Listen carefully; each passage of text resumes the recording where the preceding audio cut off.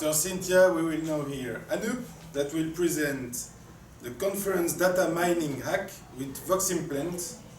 That's it? And Voxbone? Yes, Vox implant and Voxbone. Okay, thanks.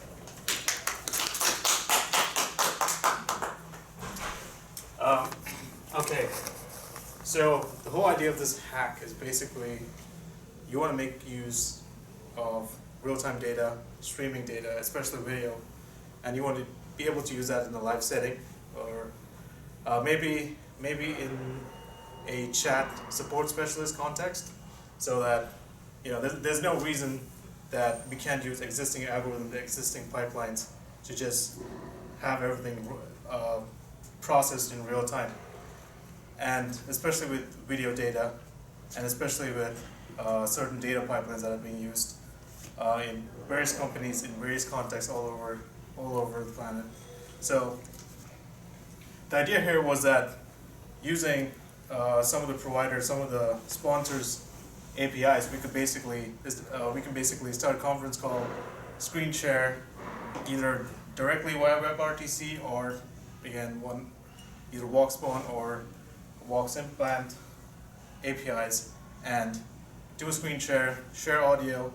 If it's commands, if it's directions, if it's just responses, if it's just simple data mining with suggestions and recommendations being filtered, like fed back to just a support specialist, it's all possible in real time.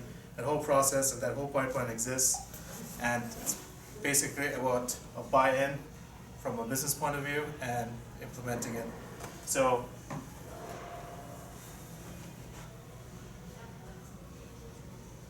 just a simple diagram.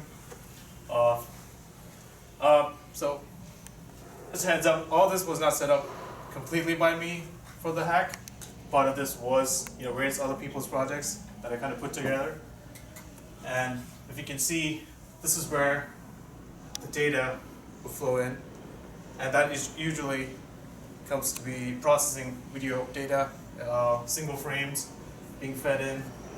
And again, basically this diagram shows literally every possibility that you can have. There's no reason to literally have everything, but whether it's abstracted out or not, even if you're going to be presenting this as as a service, it's still possible to have all these things talking to each other.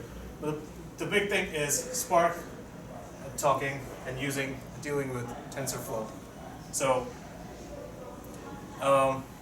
more respect to people in this diagram. Here's the typical data engineer. You want this to be running in engineering. You want software engineering involved, and usually you would not leave it to a scientist because they have better things to do, maybe, or different ways of getting things done. But engineering and all the way here. And another thing I want to call out is Zeppelin notebooks and Jupyter notebooks, both accessible, both restrictable by ACL, access control list. So only the people you want access to gets access to it, but you get to do real-time data visualization, analysis, change in real time just by accessing a URL. It's as simple as that. Again, build models, training models is obviously the thing. It has to be done again, and then served back to the end users one way or the other. Again, the end users and the input and the output in this diagram is the same kind of person, but at least in my use case, it won't be the same person because you're giving it back to a support specialist. It's not the same person. But yes, once again, this is something that exists, it's something accessible, and after this hackathon, it should be available as a Docker image. So if anyone wants to use it, check it out. Feel free to just reach out and I can give you access, no problem. Once again, oops, sorry. Going back to various technologies used, so out there. Again, these are ways, like I said, this pipeline is completely, accessible, exists sort of in different ways. You do have to put it together. You do have to make your business case. You do have to, deal with the data, build out your data model, make sense of, wrap your head around what it is that you need this pipeline to do. But it isn't as far off as people usually think it is. Once again, famous example, of convolutional neural networks. Basically, this repo was famous, known for gaming Flappy Bird. So, just an example. Again, the same techniques, the same idea, in a different way, implemented for a different purpose. But as you can see, live examples of this. Another thing, if anyone wants to access, say, the Jupyter notebooks, you can go to this URL. It's a long URL. It will take processing time, but if you go personally, it's okay.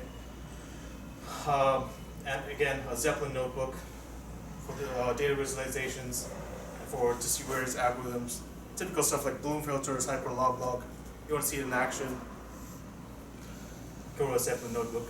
Also another example of an emulator, but again, completely usable, accessible. You can just go to the URL. But yes, we're not going to be wasting anyone's time showing that here, because once again, my email. You want to get access to the Docker image, feel free to reach out. There's nothing here that's proprietary, so yeah, that's it. Question: can you show, like, if you go back to your diagram where you see some of the communications APIs integrating? Oh yeah, I mean, I didn't change the diagram, yeah. Well, yeah, maybe you could just point out like where you see stuff plugging in. So a huge part of like the input and dealing with the input and basically making that accessible, that's where I see the APIs. So yeah, like the walk-spawn API I see as more as alerts, and basically getting to the conference call, for example. That is one thing, and the walks implant again is basic. So if I want to like wire up WebRTC, I guess it's accessible to you guys maybe because you wrapped your head around it. But for me, it's an abstraction. I like to kind of just maybe call a method and have it. So that's where the walks implant APIs come. So basically, they have tutorials, for example, just saying call center, and that's like even a bigger use case than I was thinking. So in my case, getting a video or getting a conference up and running using just APIs, third-party APIs, that's where most of the sponsor APIs come into play. And everything else is, yes, there are definitely services out there you could replace every part of this. I mean, there's no reason. I imagine if you're not really solid on using machine learning in production, you probably would not be solid on doing A/B testing and multi-bandit testing. It's like multivariate testing, but with algorithms. But but I think this is like honestly the most complete picture of a pipeline that you can actually serve in production and you can control that I've ever seen. So that's my take on it. Thanks. Thank you. No more questions? Okay.